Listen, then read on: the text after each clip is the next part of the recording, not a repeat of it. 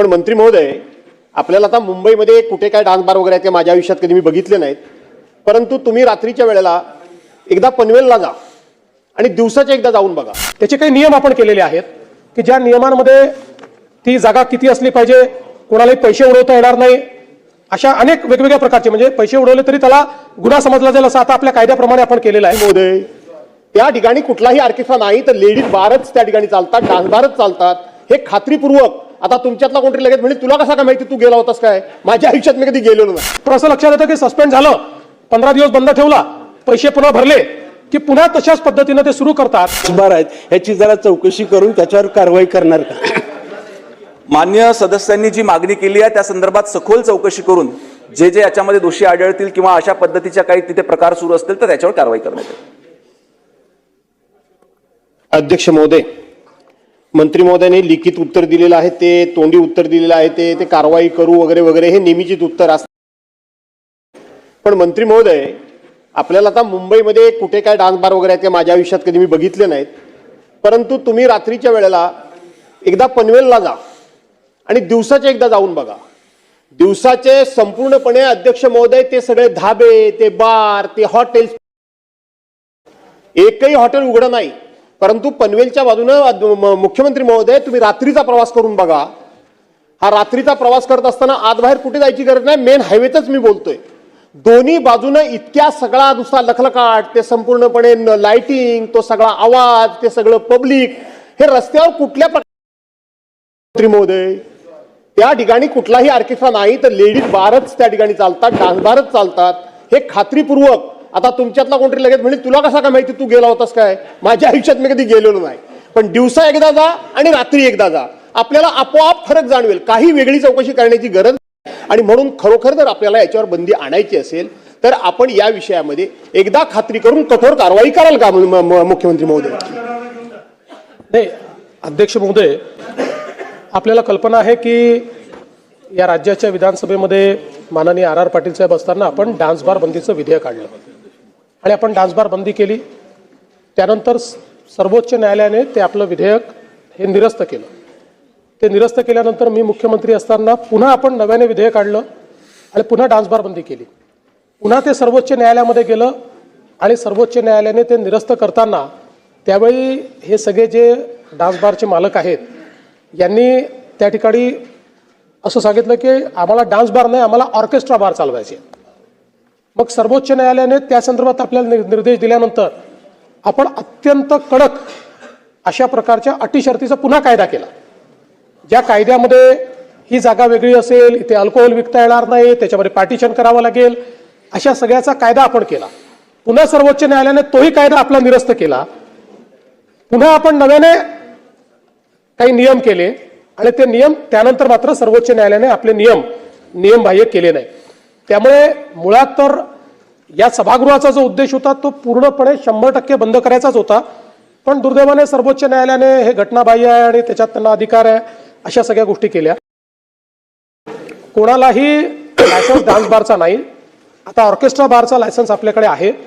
त्याचे काही नियम आपण केलेले आहेत की ज्या नियमांमध्ये ती जागा किती असली पाहिजे, कोणालाही पैसे उडवता येणार नाही, अशा अनेक वेगवेगळ्या प्रकारचे, म्हणजे पैसे उडवले तरी त्याला गुन्हा समजला जाईल असं आता आपल्या कायद्याप्रमाणे आपण केले. अशा सगळ्या गोष्टी आपण केल्यात. तरी देखील आपण जे सांगता ती वस्तुस्थिती तपासण्यात येईल. कारण आमच्या इकडे अनेक वेळा अशा तक्रारी येतात की ऑर्केस्ट्रा बारच्या नावाने काही लोक डान्स बार चालवतात किंवा आता ऑर्केस्ट्रा बारमध्ये तिथे महिलांना काम करण्याची मुभा आहे, परवानगी आहे, ती कोर्टाने दिलेली आहे. पण त्याचा काही ठिकाणी दुरुपयोग देखील होत नसेलच असं मी म्हणत नाही. मला निश्चितपणे वाटतं की एवढं शक्य आहे. त्यामुळे आपण जे पनवेलचं सांगितलेलं आहे त्याची तपासणी पुन्हा एकदा केली जाईल. नेहमी तिकडच्याच तक्रारी जास्त येतात. तो जो आपला सगळा भाग आहे त्या बेल्टच्या, पूर्वी जेव्हा कायदा केला त्या बेल्टमुळेच आपण हा कायदा केला होता. त्यामुळे पुन्हा तिथली तपासणी करण्यात येईल. आणि जसं राज्यमंत्री महोदयांनी सांगितलं की काही आपण आता कारवाई करतो, काही ठिकाणी लायसन्सेस त्यांचे आपण सस्पेंड. पण असं लक्षात येतं की सस्पेंड झालं, 15 दिवस बंद ठेवला, पैसे पुन्हा भरले की पुन्हा तशाच पद्धतीने ते सुरू करतात. त्यामुळे कालच आम्ही त्याचे आदेश दिलेले आहेत की एकदा सगळ्या निर्णयांची तपासणी करून त्यांना जी काही फेअर सुनावणी असते किंवा प्रिन्सिपल ऑफ नॅचरल जस्टिस असतो याचा एकदा नीट विचार करून 3 वेळा किंवा 5 वेळा असं काहीतरी एक आपल्याला ठरवावं लागेल की जर त्यांचं उल्लंघन झालं तर मात्र मग त्यांना परमनंटली ते बंद करण्याचा, तर त्या संदर्भात काल आमची बैठक झालेली आहे. त्या बैठकीनंतर लॉ अँड ज्युडिशियरीला तसं सांगितलंय. आमचा प्रयत्न असेल की याच अधिवेशनात किंवा फारदर पुढच्या अधिवेशनापर्यंत कायद्यामध्ये अशा प्रकारची तरतूद आम्ही करणार आहोत.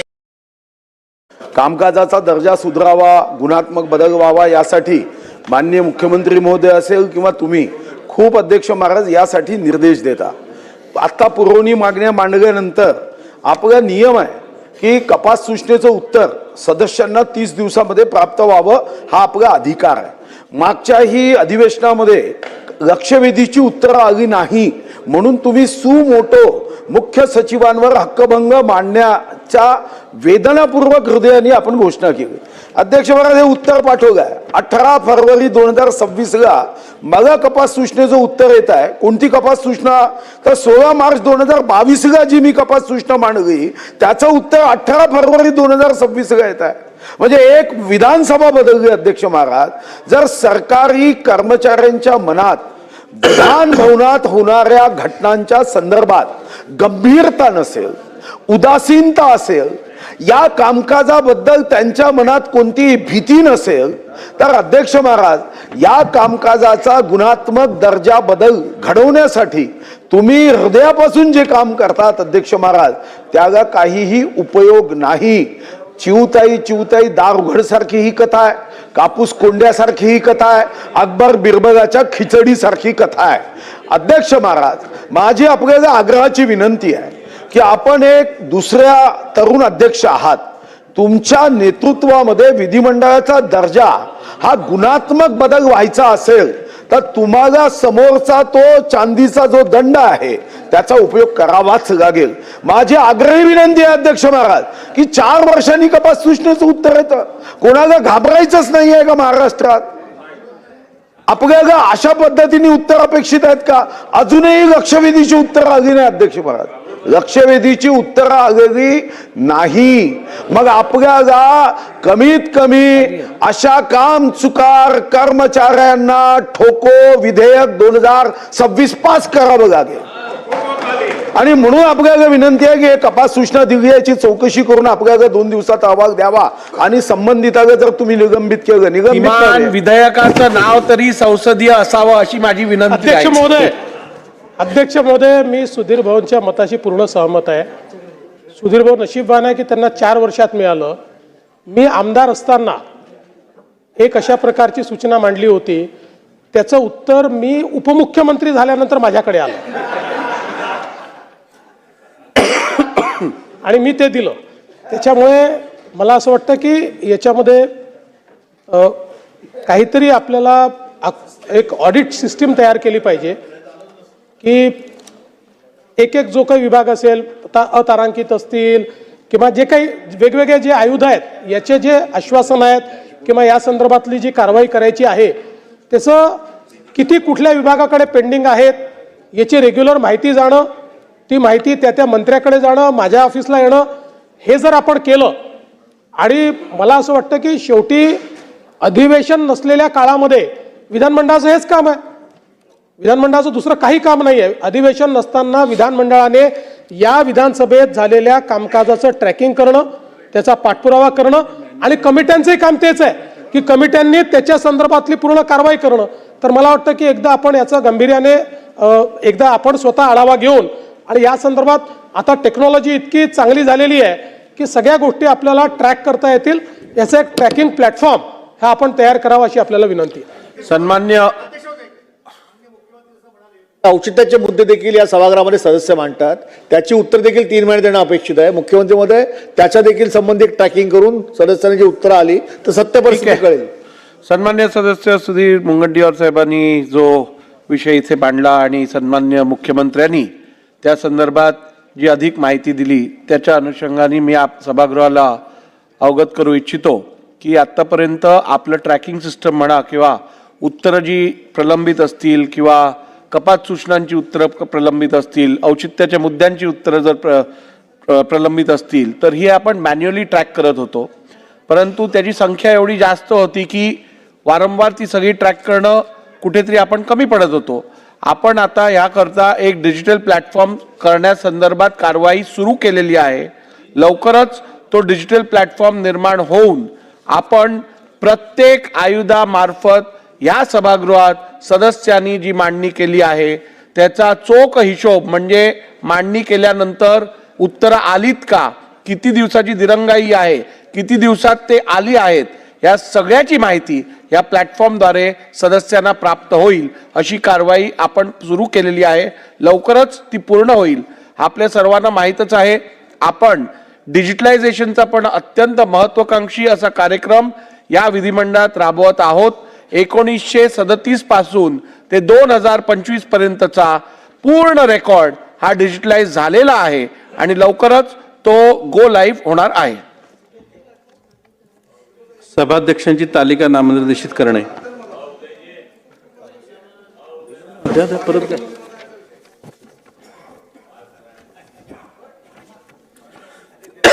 मी महाराष्ट्र विधानसभा नियम 8च्या पोट नियम 1 अन्वये खालील सदस्यांची सभाध्यक्ष तालिकेवर नामनियुक्ती करत. राज्यात ऑर्केस्ट्रा बारच्या नावाखालील पुन्हा एकदा डान्स बारचे पेव फुटले असून या विरोधात लवकरच धडक मोहीम सरकार हाती घेणार आहे. नियमबाह्य चालणारे बार कायमस्वरूपी बंद करण्यात येणार आहेत. विधानसभेत सुभाष देशमुख, भास्कर जाधव यांच्यासह मनोज जामसुतकर, रणवीर सावरकर, विजय देशमुख, शंकर जगताप, विक्रम पाचपुते, प्रवीण दटके, संजय केळकर, किसन कठोरे या सदस्यांनी याबाबत विधानसभेत प्रश्न उपस्थित केला होता. मुंबई पोलीस आयुक्तालयाच्या हद्दीत राज्य शासनाच्या नियमांचं उल्लंघन करून सुमारे 75 ऑर्केस्ट्रा पहाटे 4 वाजेपर्यंत सुरू असून तेथे 14 कर्मचाऱ्यांना काम करण्याची परवानगी असताना 30 ते 40 महिला बारमध्ये काम करीत असल्याचा आरोप सदस्यांनी केलाय. नियमांचं उल्लंघन करणाऱ्या ऑर्केस्ट्रा बार व डान्स बार विरुद्ध तसेच या प्रकरणी जाणीवपूर्वक दुर्लक्ष करणाऱ्या संबंधित पोलिसांविरुद्ध कठोर कारवाई करण्याची मागणी यावेळी करण्यात येत आहे. राज्यात डान्स बार बंदी घालण्यात आली होती. तो कायदा सर्वोच्च न्यायालयाने रद्द केला. मात्र त्यानंतर ऑर्केस्ट्रा बार बाबत केलेले नियम हे लागू करण्यात आले होते. तरीही या नावाने डान्स बार चालवले जात असल्याच्या तक्रारीवरून तपासणी करण्यात येऊन कारवाई करण्यात येईल अशी ग्वाही मुख्यमंत्री देवेंद्र फडणवीस यांनी याबाबतच्या प्रश्नाच्या उत्तरात दिली आहे. त्यावर भास्कर जाधव यांनी पनवेल परिसरात ऑर्केस्ट्रा बारच्या नावावर डान्स बार सुरू असल्याचा उल्लेख केला आहे आणि या तक्रारीवर किमान 3 किंवा 5 वेळा सातत्याने अशा तक्रारीवरून ज्या बारचे परवाने निलंबित करण्यात आले आहेत त्यांचा परवाना कायमस्वरूपी रद्द करण्यात येईल, यासाठी कायद्यात दुरुस्ती करण्यात येईल अशी ग्वाहीही देखील देवेंद्र फडणवीस यांनी यावेळी दिली आहे. आता यावर तुम्हाला काय वाटतं? तुमचं मत कमेंट बॉक्समध्ये लिहायला अजिबात विसरू नका. व्हिडिओ आवडला असेल तर जास्तीत जास्त शेअर करा आणि आतापर्यंत मराठी जनता आपण आपल्या या चॅनलला सबस्क्राईब जर केलेलं नसेल तर चॅनलला सबस्क्राईब करा.